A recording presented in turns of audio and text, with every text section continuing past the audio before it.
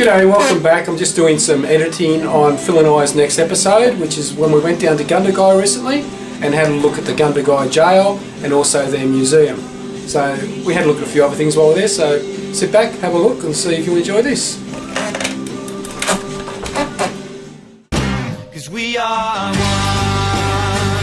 but we are many, and from all the lands on earth we come, we share a dream, and sing with one voice. I am, you are, we are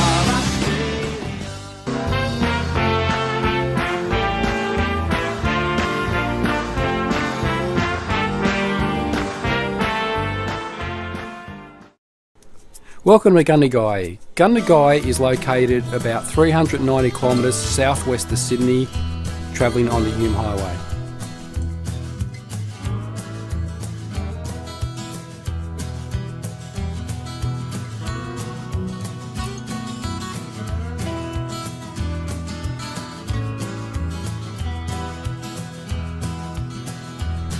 And I'm travelling down Sheridan Street, the main street of Gundagai. These are some old photos of the Worth Circus in Gundagai around 1900.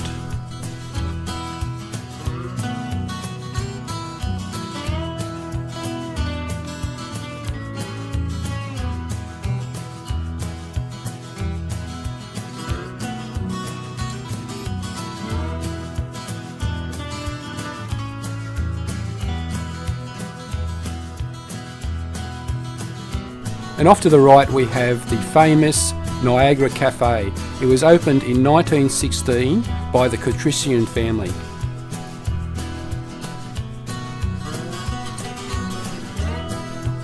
After a marvellous refurbishment in 1938, the cafe boasted a ceiling mural of stars and moons, which was unfortunately destroyed by a fire in the 1970s. Many of the other original features remain, however, including the Art Deco door, the booths and mirrors, the shop front bow, windows and the vintage neon sign. Really worth a visit, and they make great chocolate milkshakes.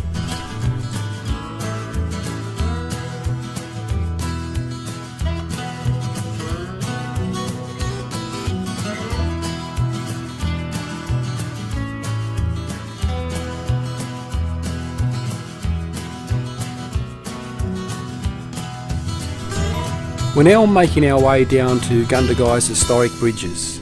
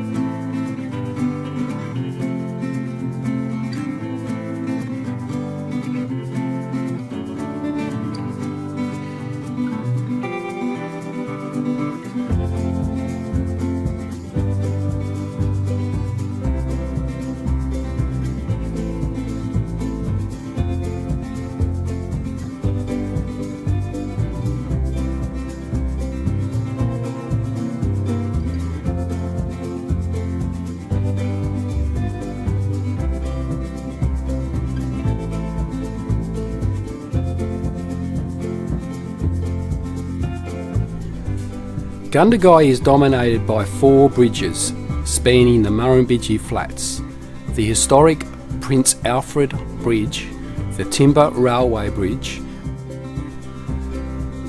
The timber viaducts are wonderful examples of early engineering solutions to cross a major floodplain. Their national significance is recognised with listing by the National Trust.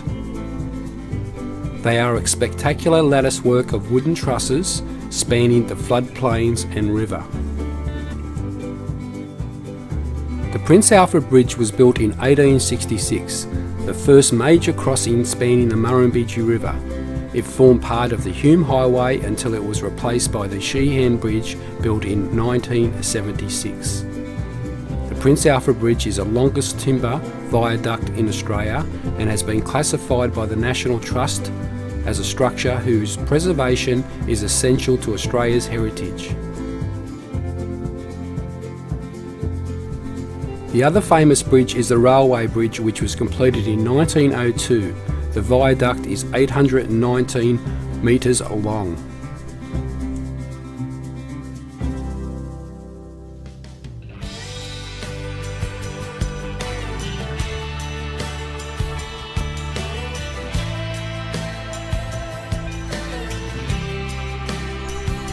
The town was hit by several large floods of the Murrumbidgee River. The Crown Commissioner for the Murrumbidgee District, Henry Bingham, praised the heroic actions of the Aboriginal people at Gundagai in rescuing settlers from the 1844 flood.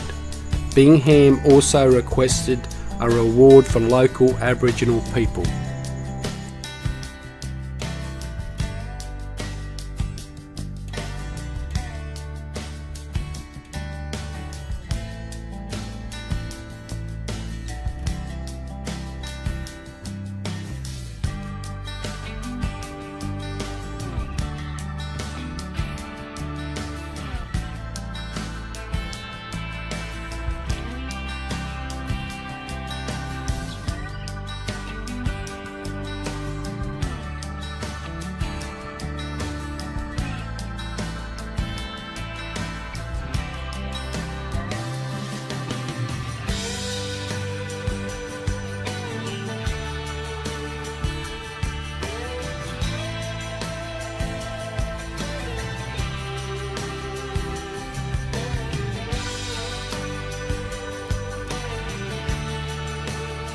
We're now making our way to the Gundagai jail.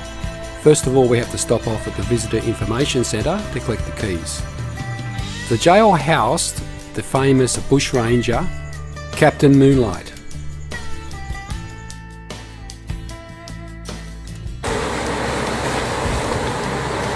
Welcome to Gundagai jail. We've got a guest reporter here, Phil, with us today. He's just picked himself up a book, which is Jimmy Barnes, working fast boy. Fantastic. Let's have a bit of a look around and see what we can find. A bit of history here. Captain Moonlight was imprisoned here before his execution, 1880. Anyway, let's get on with it. The old Gundagai jail stands at the corner of 1st Avenue and Byron Street, surrounded by a high wall of local slate with sandstone capping. Following the devastating 1952 flood, the town lockup needed to be rebuilt as a watch house or jail. Alexander Dawson, the colonial architect, designed the building, and Charles Hardy won the tender for its construction in 1859. Hardy and Hodson builders completed further additions in 1861, and in 1863 a kitchen was built for the jail, designed by Giles Barner, the government architect. The magnificent stone boundary wall, which still stands today, was constructed in 1866. The jail consists of a cluster of buildings including the jailer's residence, the external kitchen block, the hospital, the jail exercise yard, an outhouse, outbuilding, a well, and archaeological remains.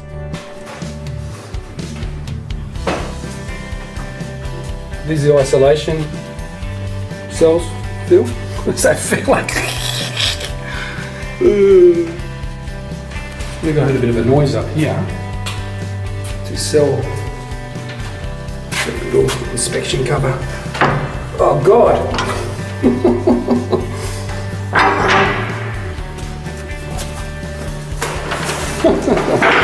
There's Phil. Lucky Phil.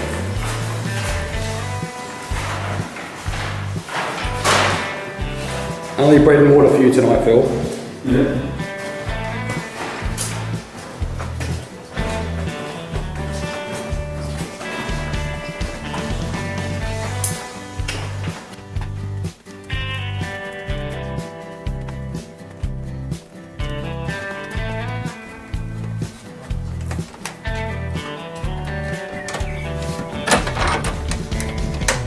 Does the key fit that lock?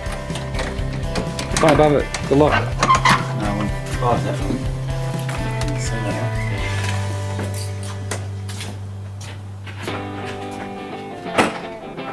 Does it fit?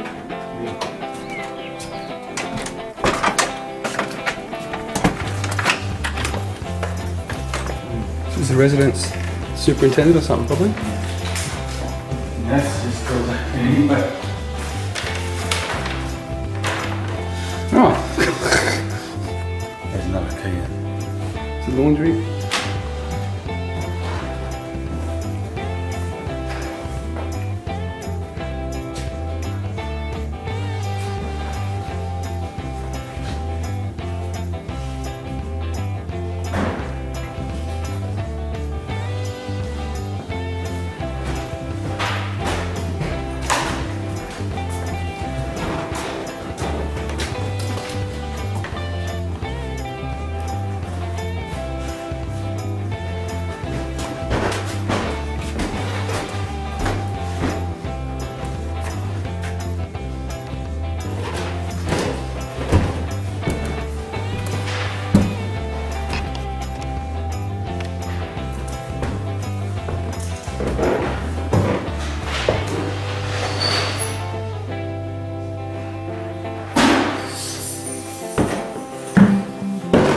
Were you the jailer with the keys, are you? Are you the jailer with the keys?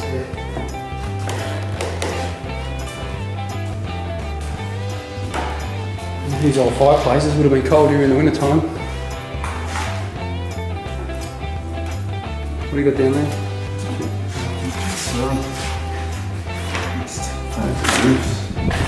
Gundagai.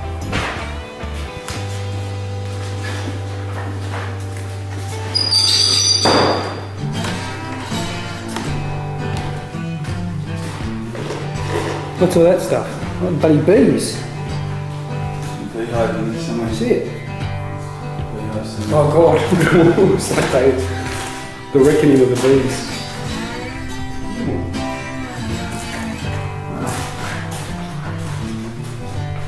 Oh, they got the insect killer. It's important.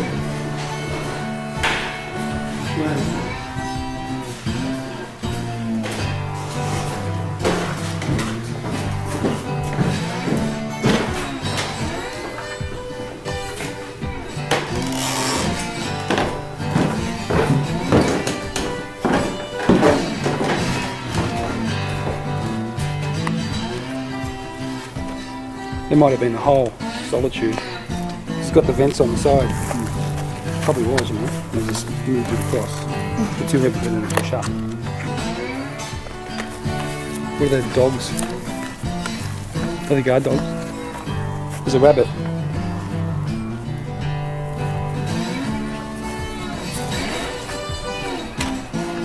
That's just the other door we came from there.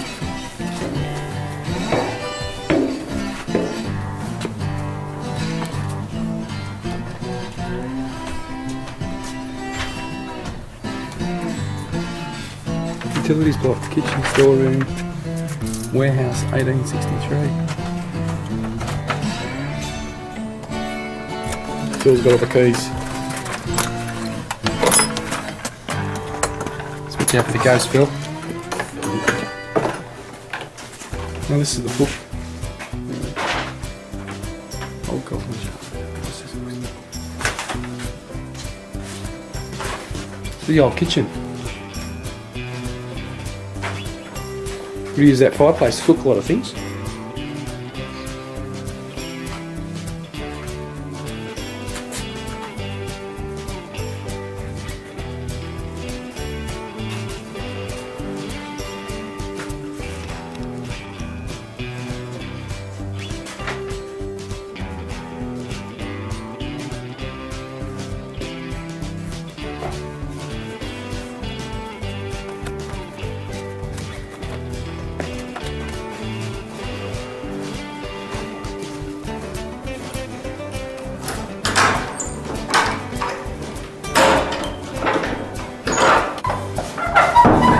This looks like a pretty serious door, this one. It's too bad, but isn't this one? Oh. More books. Put some bad bugs in here.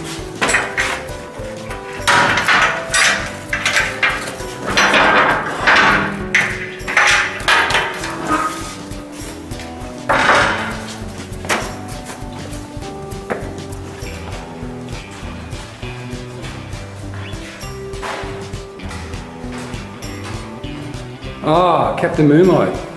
That's right. Without a shadow of doubt, the most notorious outlaw to be locked up in Gundagai jail was Andrew George Scott, also known as Captain Moonlight. Born in Northern Ireland, the son of an Anglican priest, he was well-spoken and well-educated, with a well-developed taste for reckless adventure. He was also a swindler, a forger, and an elaborate liar who spent 10 years in Pentridge jail for robbery. There he met the young James Nesbitt, who, it's believed, became the love of his life. Who is he? Yeah, no, this way. Yeah, I read this before. That's story of it. Famous bushranger. Letter from Moonlight to Mrs. Nesbitt.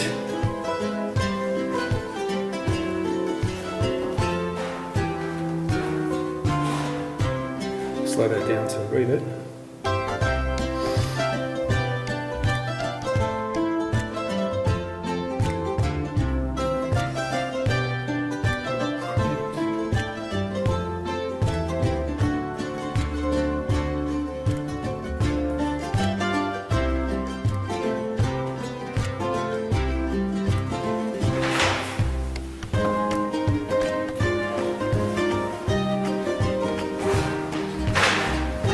Executed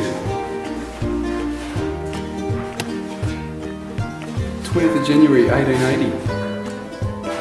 Previous convictions, false pretenses, bank robbery, under arms. Wow.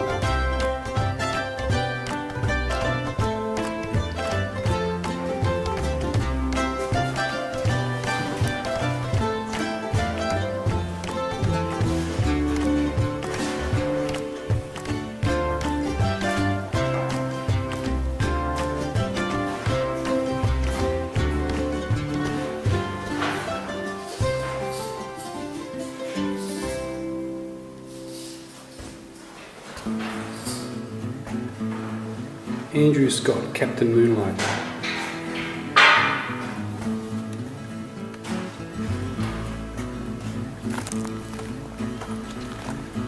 So we're in Gundagai North Cemetery and we've just found Andrew George Scott's grave, aka Captain Moonlight.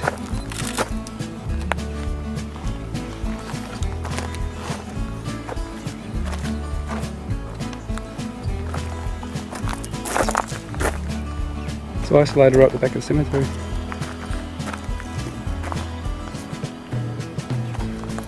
On the 20th of January 1880, Captain Moonlight and Thomas Rogan were executed at Darlinghurst Jail.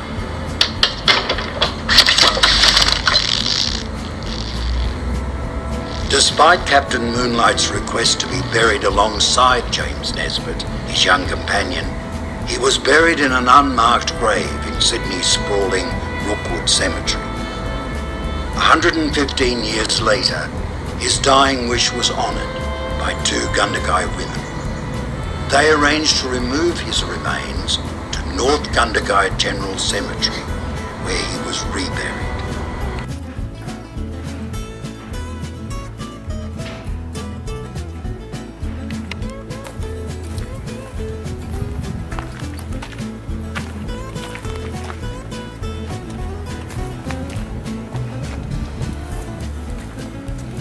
What's this, Phil?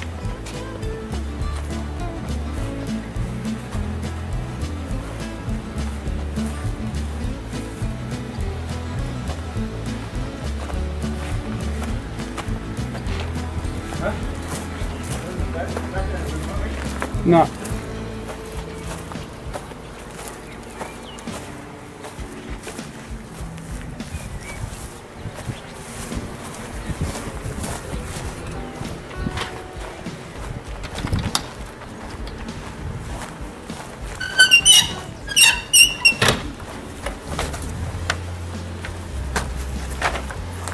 Whoa, What? this must be a storage room for meat or something. That's a solitary confinement. Think so? Yeah, that's what it This is. is the kitchen, isn't it? Oh, it could be the cool room. It's a room for the meat. Is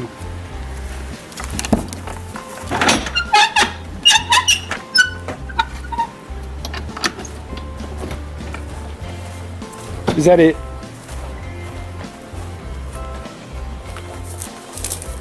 Toilet? Outhouse?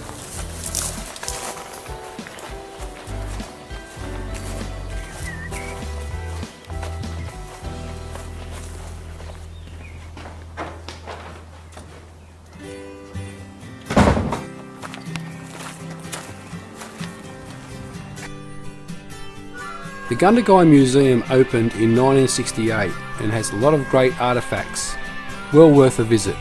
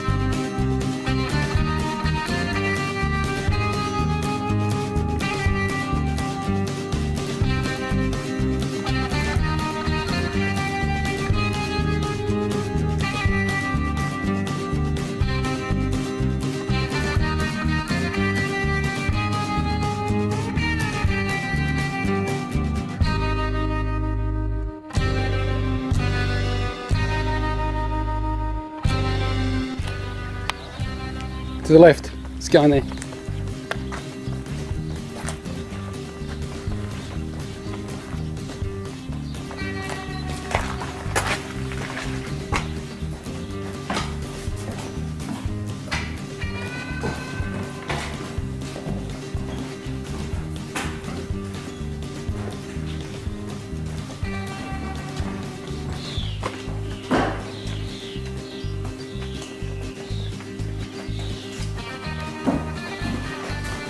Hey Phil, want to take it up somewhere, mate?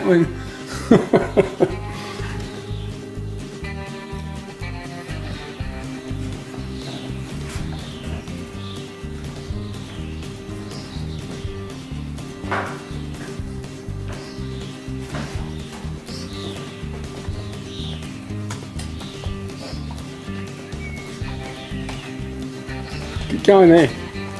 Go in here.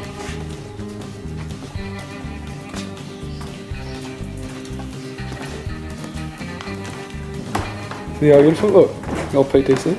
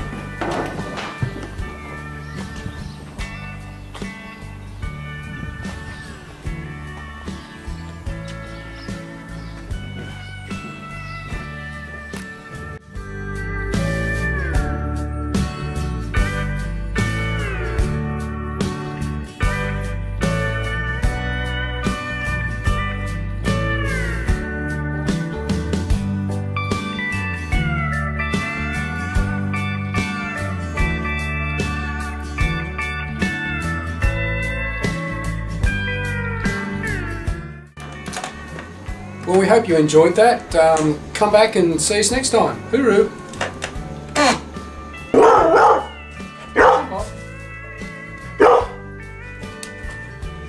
Oh,